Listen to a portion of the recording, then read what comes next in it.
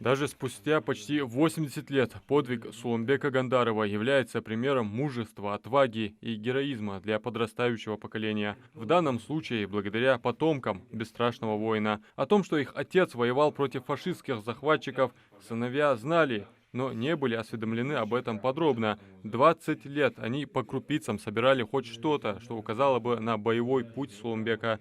Правда, которой можно и нужно гордиться, открылась совсем недавно. С 41 по 42 год какой-то полк, не различать лучше, 82 какой-то полк ИР, Цикхануир, а уже дальше он стрелковая дивизия, 77-я стрелковая дивизия была до 45-го года, 8 месяц, 45-й год хачился. 221 стрелковый полк, стрелок князя Уир. Aslında Krasnermey Kinişka'da старший пулеметчик анлаттыр. И уже 45-го, сега Хаяншул, да, 8-го, 46-й годе уже шицовался в военный склад. Ну, где-то в Ростове он был, военный склад. Сейчас у них архивные выписки, справки и документы, подтверждающие то, что Суланбек Гандаров ушел на фронт добровольцем, был дважды ранен, воевал и бил фашистов в самом логове фашистской Германии, дойдя до Берлина. Ростове, да, бега, циге, Ростове, там хат хвачичхане, циге дени, да, в окопышаха, да, бега чултахара, хаты бяка, военничаре, коммунисты, комсомольцы, шаг вперед, да. А ярди, не да арвяну, вухар, муаля хажай. Нет, комсомолец, уярди, активист, уярди, ну, я районе, вот, районе, циге. Сразу там тавикалчик. Суланбек Гайрович Гандаров родился в 1918 году в сельском поселении Мужичи. 1 сентября 1941 призвался на военную службу из районного военного комиссариата, который на тот момент располагался в селе Галашки. Из документов следует, что воевал на южных фронтах, защищал Азов и сражался с фашистами под Сталинградом. Затем бойца перекинули на Украинский фронт. В архивах госпиталя сохранились данные и о том, что был тяжело ранен на поле боя. История об этом сыновьям передалась из уст самого ветерана. Похороны командос, Хагул Бежи, Бейнережа, Ашкисап, местное население засыпать, уж дабахап. Шуши хадвучера, да, Yok 40 huj belgeden sakalsaga din xilviziyada откопая харвяхка. Циги госпиталь да, он там лечился 44-й год. Халга легкое ранение там. Сразу он на фронт вернулся в части. Хобаларсон, куга баларха, хана бар, хобаларсон. И да, погода менять духаи, обязательно лился могуш, а вы живешь холер. Нога у него. И из когтя, сочи, аллас белится. Это ранение, после ранения в 44 году, летом уже. Хотя венис, в Кавказе, хотя вены мужик, халка, цыги, сакханвац. Уже никого сакханвац, аллай, тиба, чаря.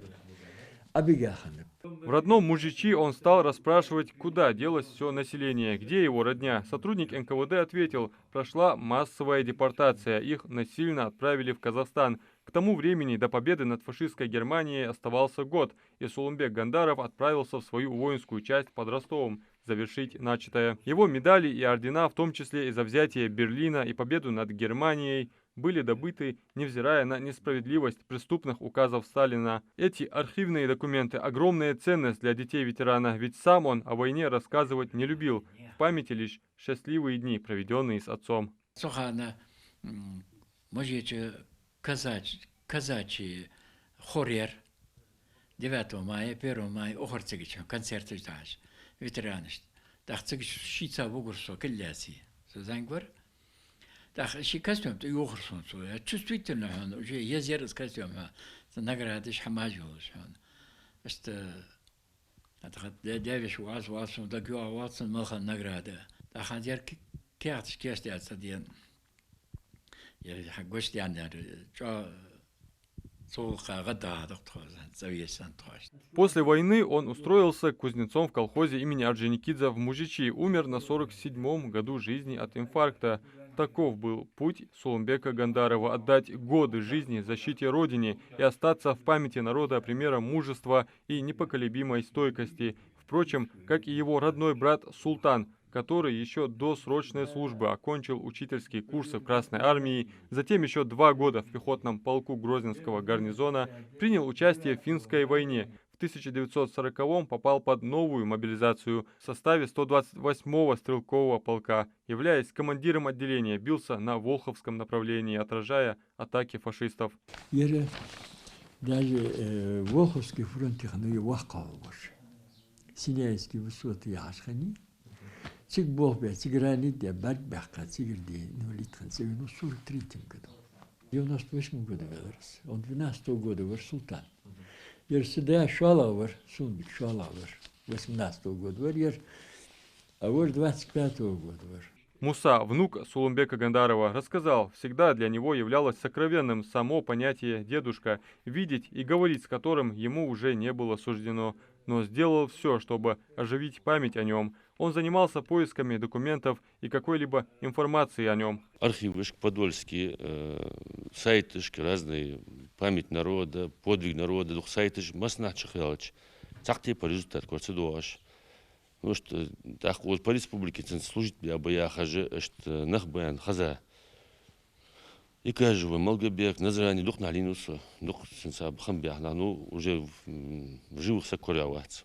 Ну, та дизел лучше хазав, трон, что хазав я имел дурца, но конкретно хамдаться. В итоге, что Казахстанер, 44-го выселения хан 1010 дел военкомате, архиве, 10 дел, хаждацу запросить, 1000 ответ держ. Я должен, что ваш даян. Ну, что копишь, я хочу, حتى يصير что мака, что гусь ты ахтун ждали, адьякош. История России знала немало войн, но самой страшной и кровопролитной стала Великая Отечественная, которая явила миру единство и сплоченность многонационального государства. В ходе войны немецкий оккупант ощутил на себе ярость более 20 тысяч ингушских защитников, отдавших ради победы самое дорогое, что у них было. Адам Мережков, Али Зязиков, Магаз, 24.